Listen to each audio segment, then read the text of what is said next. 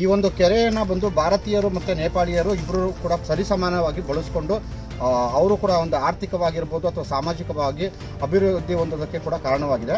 ತಿರ್ಹುಟ್ ರಾಜ್ಯದ ಕುಡಿಯೋ ನೀರಿನ ಬೇಡಿಕೆನ ಇದೇ ಕೊಳ ಪೂರೈಸ್ತಾ ಇರುತ್ತೆ. ಈ ಕೊಳದ ವಿಸ್ತೀರ್ಣ ಸರಿಸುಮಾರು 15 ಎಕರೆಯಷ್ಟು ದೊಡ್ಡದಾಗಿದೆ. ಹಾಗೆಯೇ ಈ ಕೊಳ ಅಥವಾ ಕೆರೆ ಕಟ್ಟಿದ ಮೇಲೆ ಇದರ ಶುದ್ಧೀಕರಣ ಮಾಡೋದಕ್ಕೋಸ್ಕರ ಗಂಗಾ ನದಿ ಮತ್ತು ಹಿಮಾಲಯ ಎರಡರಿಂದ ನೀರನ್ನು ತರಲಾಗಿತ್ತು ಅಂತ ನಮಗೆ ತಿಳಿದು ಬರುತ್ತೆ. ಮತ್ತು ಇದರದ್ದು ಮತ್ತೊಂದು ವಿಶೇಷತೆ ಏನು ಅಂದರೆ, ನೇಪಾಳದಲ್ಲಿ ಮನುಷ್ಯ ನಿರ್ಮಿತವಾದ ಅತಿ ದೊಡ್ಡ ಕೆರೆಗಳಲ್ಲಿ ಇದು ಒಂದಂತೆ.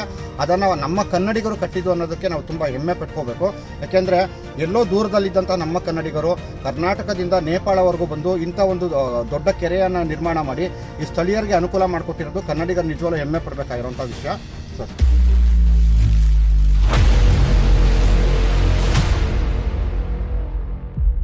ಈಗ ನಾವು ಮತ್ತೊಂದು ಕೆರೆ ಹತ್ರ ಬಂದಿದ್ದೀವಿ.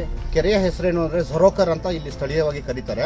ಇದರ ಒಂದು ವಿಶೇಷತೆ ಏನು ಅಂದರೆ, ಇದರ ಒಂದು ಭಾಗ ಬಂದು ಅಂದರೆ ನಾವಿವಾಗ ನಿಂತಿರೋ ಭಾಗ ಇದೆಯಲ್ಲ, ಇದು ನೇಪಾಳಕ್ಕೆ ಸಂಬಂಧಪಟ್ಟಿದ್ರೆ ನೀವು ನೋಡ್ಬೋದು ಕೆರೆಯ ಆ ದಂಡೆ ಏನಿದೆ ಅದು ಭಾರತವಾಗಿದೆ. ಹಾಗಾಗಿ ಈ ಒಂದು ಕೆರೆಯನ್ನು ಬಂದು ಭಾರತೀಯರು ಮತ್ತು ನೇಪಾಳಿಯರು ಇಬ್ಬರು ಕೂಡ ಸರಿಸಮಾನವಾಗಿ ಬಳಸ್ಕೊಂಡು ಅವರು ಕೂಡ ಒಂದು ಆರ್ಥಿಕವಾಗಿರ್ಬೋದು ಅಥವಾ ಸಾಮಾಜಿಕವಾಗಿ ಅಭಿವೃದ್ಧಿ ಹೊಂದೋದಕ್ಕೆ ಕೂಡ ಕಾರಣವಾಗಿದೆ. ಮತ್ತು ಈ ಒಂದು ಕೆರೆಯನ್ನು ಕಟ್ಟಿದ್ದು ಕೂಡ ನಮ್ಮ ಕರ್ನಾಟಕದ ಒಂದು ವಂಶಸ್ಥರ. ಇದ್ರ ಬಗ್ಗೆ ಕೂಡ ಒಂದಷ್ಟು ಮಾಹಿತಿಯನ್ನು ತಿಳಿಯೋಣ. ಮೊದಲನೇದಾಗಿ ನಾನು ನಿಮಗೆ ತಿರ್ಹುಟ್ ಅರಮನೆ ಬಗ್ಗೆ ಹೇಳೋಕೆ ಇಷ್ಟಪಡ್ತೀನಿ. ತಿರ್ಹುಟ್ ಅರಮನೆಯ ಸುತ್ತಲೂ 7 ಭದ್ರವಾದ ಗೋಡೆಗಳಿದ್ದವು. 7 ಗೋಡೆಗಳಲ್ಲಿ ಒಟ್ಟು 52 ಕೊಳಗಳಿದ್ದವು. ಮತ್ತು ಈ ಕೊಳದ ಹೆಸರು ಝಾರೋಖಾರ್ ಕೊಳ. ಇದು ಸದ್ಯಕ್ಕೆ ನೇಪಾಳದ ಅತಿದೊಡ್ಡ ಮಾನವ ನಿರ್ಮಿತ ಕೊಳ. ನಮ್ಮ ದೇಶ ಅಂದರೆ ಇವತ್ತಿನ ನೇಪಾಳದಲ್ಲಿ ಇಷ್ಟು ದೊಡ್ಡ ಕೊಳ ಮತ್ತೊಂದಿಲ್ಲ ಅನ್ನೋದೇ ಇದರ ವಿಶೇಷತೆ. ಕರ್ನಾಟಕ ಕಾಲದಲ್ಲಿ ಈ ಕೊಳದಿಂದಲೇ ಕುಡಿಯೋ ನೀರಿನ ಬಹುಪಾಲು ಭಾಗ ಪೂರೈಕೆ ಆಗ್ತಾ ಇತ್ತು ಅಂತ ಹೇಳಲಾಗುತ್ತೆ. ಆ ಕಾಲದಲ್ಲಿ ಈ ಕೆರೆ ಸಮಾಜದಲ್ಲಿ ತುಂಬ ಪ್ರಾಮುಖ್ಯತೆಯನ್ನು ಪಡೆದಿರುತ್ತೆ. ಯಾಕಂದರೆ ತಿರ್ಹುಟ್ ರಾಜ್ಯದ ಕುಡಿಯೋ ನೀರಿನ ಬೇಡಿಕೆನ ಇದೇ ಕೊಳ ಪೂರೈಸ್ತಾ ಇರುತ್ತೆ. ಈ ಕೊಳದ ವಿಸ್ತೀರ್ಣ ಸರಿಸುಮಾರು 15 ಎಕರೆಯಷ್ಟು ದೊಡ್ಡದಾಗಿದೆ. ಮತ್ತು ಇದರದ್ದು ಮತ್ತೊಂದು ವಿಶೇಷತೆ ಏನು ಅಂದರೆ, ನೇಪಾಳದಲ್ಲಿ ಮನುಷ್ಯ ನಿರ್ಮಿತವಾದ ಅತಿ ದೊಡ್ಡ ಕೆರೆಗಳಲ್ಲಿ ಇದು ಒಂದಂತೆ. ಅದನ್ನು ನಮ್ಮ ಕನ್ನಡಿಗರು ಕಟ್ಟಿದ್ದು ಅನ್ನೋದಕ್ಕೆ ನಾವು ತುಂಬ ಹೆಮ್ಮೆ ಪಟ್ಕೋಬೇಕು. ಯಾಕೆಂದರೆ ಎಲ್ಲೋ ದೂರದಲ್ಲಿದ್ದಂಥ ನಮ್ಮ ಕನ್ನಡಿಗರು ಕರ್ನಾಟಕದಿಂದ ನೇಪಾಳವರೆಗೂ ಬಂದು ಇಂಥ ಒಂದು ದೊಡ್ಡ ಕೆರೆಯನ್ನು ನಿರ್ಮಾಣ ಮಾಡಿ ಈ ಸ್ಥಳೀಯರಿಗೆ ಅನುಕೂಲ ಮಾಡಿಕೊಟ್ಟಿರೋದು ಕನ್ನಡಿಗರು ನಿಜವಾಗ್ಲೂ ಹೆಮ್ಮೆ ಪಡಬೇಕಾಗಿರೋಂಥ ವಿಷಯ ಸರ್. ಈ ಕೊಳಕ್ಕೆ ಸಂಬಂಧಪಟ್ಟ ಹಾಗೆ ಮತ್ತೊಂದು ವಿಶೇಷ ಮಾಹಿತಿ ಏನಂದರೆ, ಹಿಂದಿನ ಕಾಲದಲ್ಲಿ ತಿರ್ಹುಟ್ ರಾಜ್ಯದ ವಿಸ್ತೀರ್ಣ ತುಂಬ ದೊಡ್ಡದಾಗಿತ್ತು. ಆದರೆ ಇವತ್ತಿನ ಕಾಲದಲ್ಲಿ ಈ ಕೊಳ ನೇಪಾಳ ಮತ್ತು ಭಾರತದ ಗಡಿ ಭಾಗದಲ್ಲಿದೆ. ನೀವು ಇಲ್ಲಿಂದ ನಿಂತು ಕೆರೆಯ ಆ ಕಡೆಗೆ ನೋಡಿದರೆ ನಿಮಗೆ ಒಂದು ಕಾಡು ಕಾಣುತ್ತೆ. ಆ ಕಾಡಿನ ಆಚೆಗೆ ಘೋರಾ ಸಹಾನ್ ಅನ್ನೋ ಒಂದು ಹಳ್ಳಿ ಇದೆ. ಆ ಘೋರಾ ಸಹಾನ್ ಇವತ್ತಿಗೆ ಭಾರತದ ಬಿಹಾರ ರಾಜ್ಯದಲ್ಲಿದೆ. ಆದರೆ ಹಿಂದಿನ ಕಾಲದಲ್ಲಿ ಘೋರಾ ಸಹಾನ್ ತಿರ್ಹುಟ್ ರಾಜ್ಯಕ್ಕೆ ಸೇರಿತ್ತು. ತಿರ್ಹುಟ್ ರಾಜ್ಯದ ಕುದುರೆಗಳನ್ನು ಅಲ್ಲಿ ಸಾಕ್ತಾ ಇದ್ರು. ಹಾಗಾಗಿ ಆ ಹಳ್ಳಿಗೆ ಘೋರಾ ಸಹಾನ್ ಅನ್ನೋ ಹೆಸರು ಬಂದಿದೆ.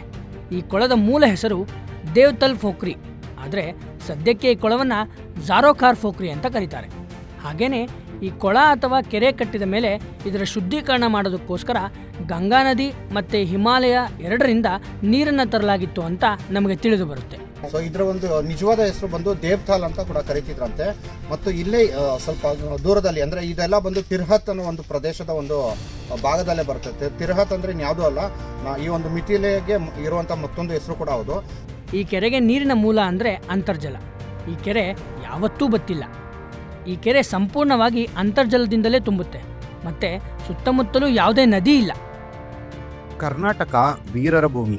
10 ಕನ್ನಡದ ಸಾಮ್ರಾಜ್ಯಗಳನ್ನು ಸೃಷ್ಟಿಸುವಲ್ಲಿ ನಮ್ಮ ನಾಡಿನ ವೀರರ ಪಾತ್ರ ಬಹುದೊಡ್ಡದು.